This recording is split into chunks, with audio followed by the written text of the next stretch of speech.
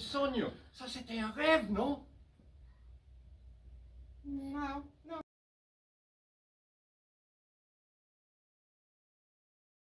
Okay, Joe Diomede here, TTRP TV with Kevin and Sylvie, who travel around on bicycles. I got my sausage mic, which is part of their show. Hey, how are you? How are you there? Good. I'm very well, thank you. Hello, sausage. Hey, sausage. And Sylvie, how are you? Lovely. Lovely. So just by accident, a couple of years ago, I was on a bicycle trip, and on the canal, I came across these two people on these crazily loaded bicycles. I thought mine was loaded, and I looked at theirs. It was like, okay. And we started chatting. We knew people in common. A couple of years later, they got in touch and said they were playing at the Grand Jet, and I said, stay at mine. So here we are, all together on stage.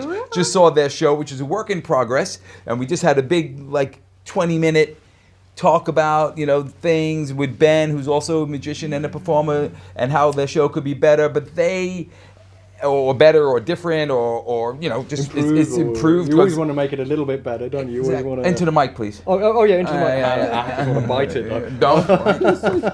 Careful. You always want to make it a little bit better, and it's really new, so it's really good to have feedback, and sometimes it clicks with some of the things we're thinking about. So it's good when somebody tells us and you go, okay, yeah. No, we really do need to, or be good to, So, a very surreal show. Always. Always surreal. Yeah. So, and Sylvie and Kevin, how long have you been doing this, living on your bicycle with this? Not this particular show, but doing shows. We have left the UK on our bicycles in 2013. It's 2025. Do the math. Do the math. Years. Actually, it's coming up to the 1st of May, and this is the day we left. So oh my God! So 12 years on a bicycle, and later on when they come back to my house, we'll have a little shot of the bicycle. I did a little shot before of all their stuff that fits on the bike. When I go for a camping trip, I think I'm taking a lot with just my camping stuff. So they have camping stuff on top of really their useful show. Stuff.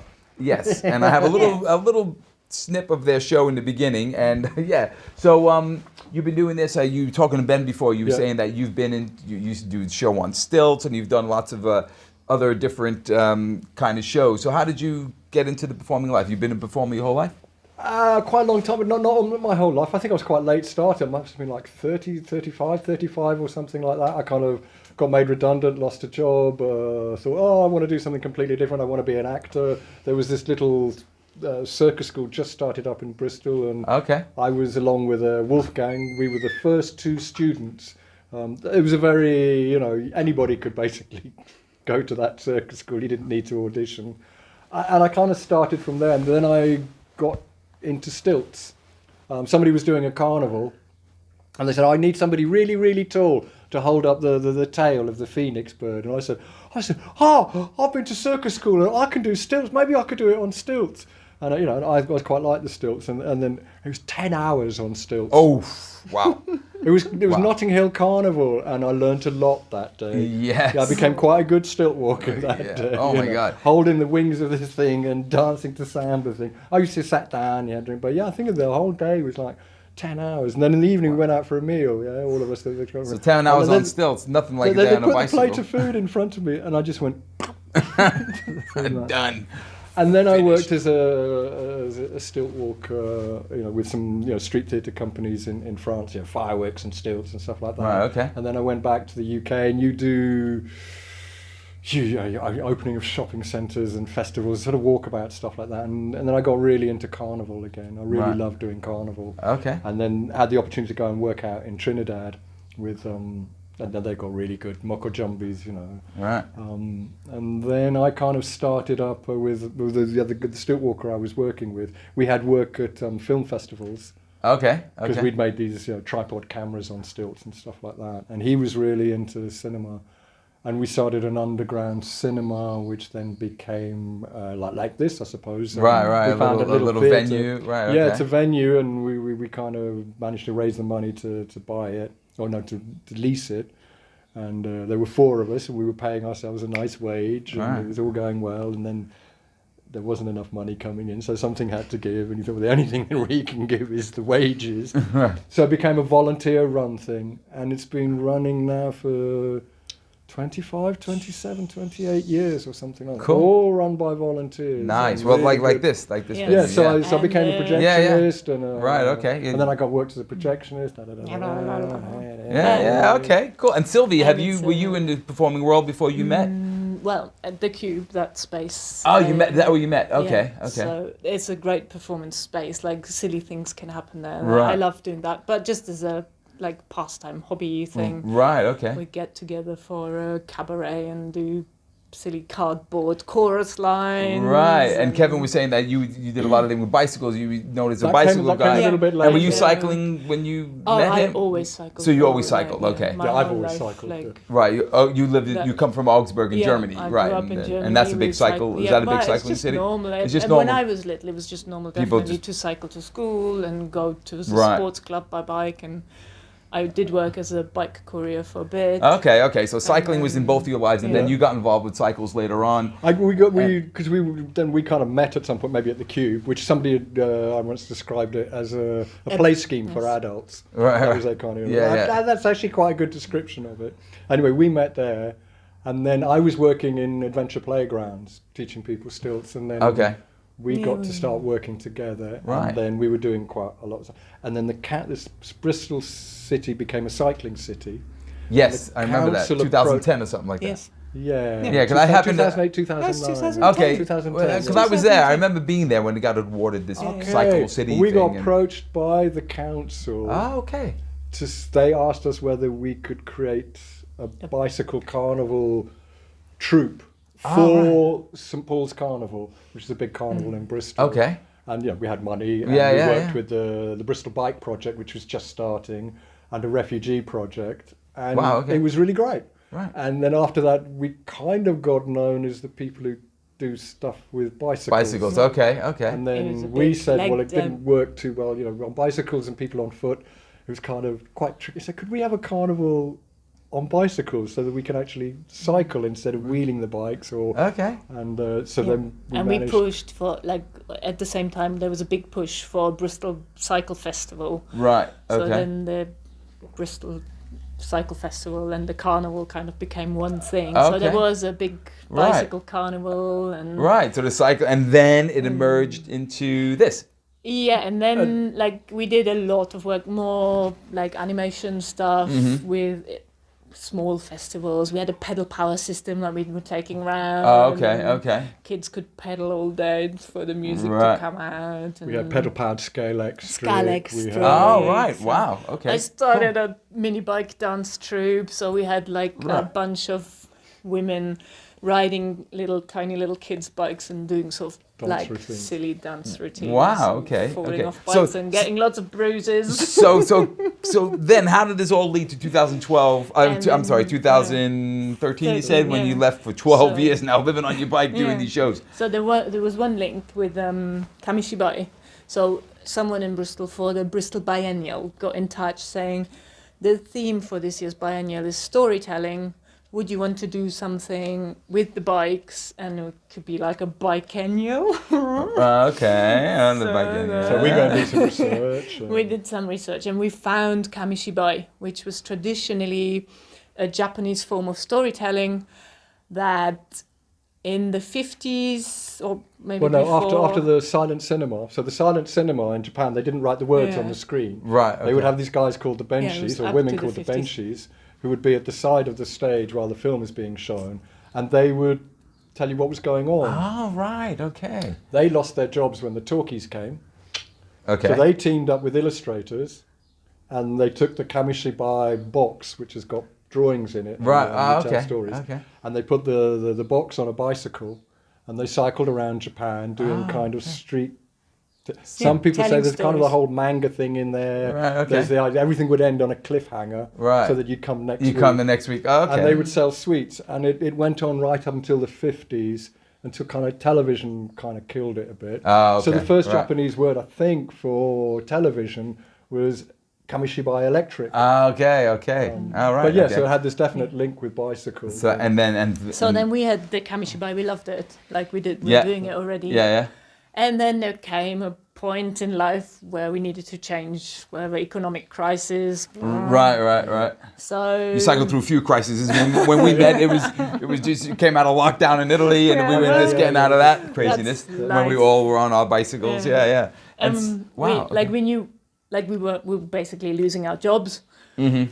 And we also wanted to move from where we were living. It was getting all really trendy and stuff. Right. So we Noisy. thought, what do we do? What do we do? For a couple of months, we're going, what are we going to do? What are we going to do? What are we going to do? And then one day we were in a map shop, and Kevin saw this map of the Eurovelo routes, like just basically a utopian map of Europe with some nice colorful lines on it saying you can cycle from Roscoff to Kiev and you can cycle from London to Athens. Like, wow! And we Bicycle! Okay. And we kind of thought maybe we could find similar work Right. that we'd been doing in Bristol, because it was all about Sure. promoting the bicycle. And the first year we did actually help with the opening of a new Voie Verte in France. Oh, okay. So there was an event. We worked with another theatre company in England, right, where the audience are on bicycles. Right. And Okay. they follow the cyclists, and they right. that's a piece of theatre. Okay, so that was and like that stuck. So And that's we the said, idea let's that do kind it. of Right. seed got Sparked planted. it. Okay. Yeah. So we said, okay, let's pack everything up and go. So it was autumn when we had this great idea. So we said, let's be sensitive. Let's not head off in winter. In the middle of winter. No. Which would give us some time to pack up, and we were renting at the time, so it was easy. We just got rid of everything, sold things in car boot sales, gave stuff to friends, Right. Okay. and just took what fitted on the bike. And A the lot of Kamishi stuff. bike. Was it those bikes I originally met you on? No. Yeah. No, I had Kevin I had that a one. Uber Okay. that we'd been using in Bristol. I had my Farad manufacturer Oh, the Fatima. I just built one of those. with a trailer. And then we set off with that. We didn't really have a show. We had Not some yet. drawings in the box. Right. and Okay. we said, okay, we'll make something, because we were still more thinking along the lines of doing workshops with people, Right. like making stories and And then performing them right, together. not actually carrying a whole show like you have Yeah. now. I mean, No. I'm looking down at speakers, and they had a Yeah. stage, and We had everything's on their speakers. bicycles. So we took the pedal, because we could generate electricity. Right. Okay. So we took that with us, because that always worked. Yeah. So we had these really big And get the books. speakers, and we were carrying like a dynamo thing, like Right. like a motor. Right. But it would charge your battery. No, we could do it direct. So we could, because Oh. with the Uber you could put the speaker, you could put the bike up on the speakers. You could then pedal and And turn generate. the thing Okay. like that. Oh, right. This is the box. Kamishibai. Kamishibai. Right. Okay. Right. So that's what you that's. just pull it. Right. And then the next story. You see, now that would be something that would maybe be valuable for people to know Yes. during the show. That the history of this and stuff like that. My You know. God, we're adding even Well, more yeah, information. I mean, I don't know, but yeah, but that. I think to kind of somehow, because I don't know why we chose the name, because it rolls off Yeah, the yeah, lips for us, maybe it yeah. doesn't. Johnny Gigant and the BC Benchi. So Yeah, the yeah. Benchi are the people who used to do and okay. BC is the Italian And word the for BC for a bicycle. First of all, we did think Johnny Gigant and the Puta Benchi. No. But the puta, well, keep careful of that word. Yes. Yeah, it kind of rolled along quite nicely. Right. Anyway, at first we thought, well, this little box is quite easy. It's small, it'll fit on the bike. Oh, yeah, and yeah. that's why we decided Kamishibai is Right. going to be our Okay. thing. Okay. And the cool. first show we kind of made On the we wall. had some money coming in. I don't know whether the audience will know the Intermittence, intermittent system in France. Probably not. I mean, the French people will, but yeah. Yeah, but it's the like- But anyway, audience- because we were working self-employed, we would get little top up, right. and right, we still had that going on for a short time. Okay. So when we left, we weren't like Right. skint. Nice. And we did have two. We had the opening of the cycle we had a route, bit of and we had work. some work in a refugee project Right. in Okay. Germany. So a work in progress all the way till today, and it's still a work in It's progress. still a work in always progress. And which It's is always a work life in is a work in progress, isn't it? Yeah. But you will see their bikes loaded up, and but they will be dressed because Kevin and Sylvie did do. Tell me quick about the nude bike ride in Bristol.